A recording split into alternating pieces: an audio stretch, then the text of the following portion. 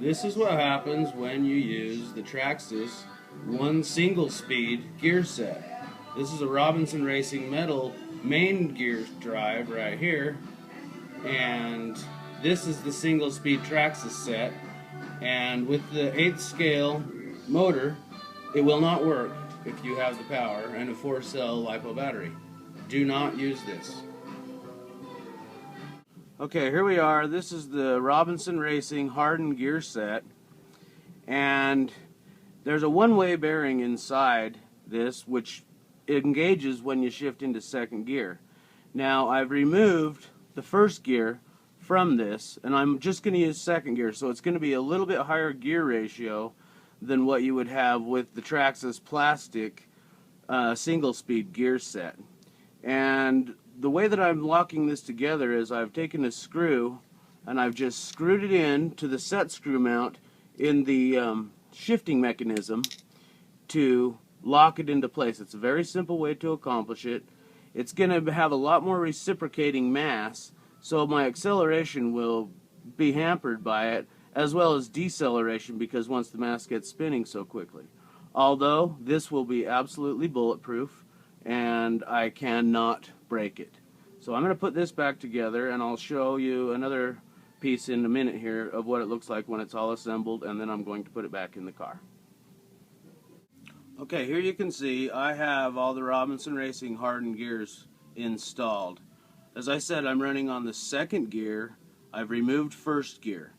On the Robinson Racing, the input has 22 teeth and second gear has 38, which brings us to a 1.72 gear reduction.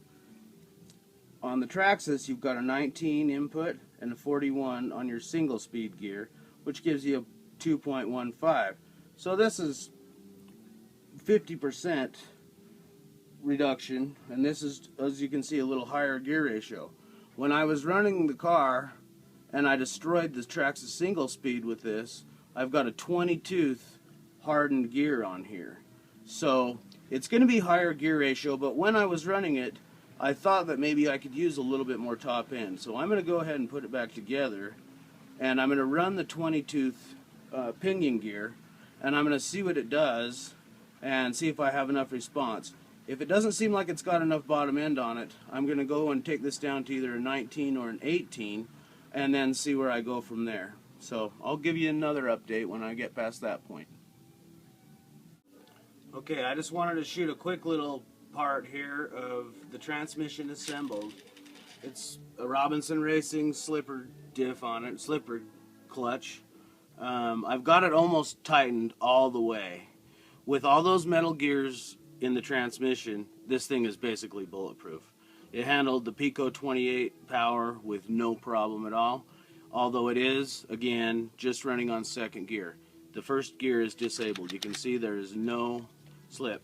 And I mean, there's a lot of reciprocating mass, which is a concern as far as coming off the bottom, but it's not bad.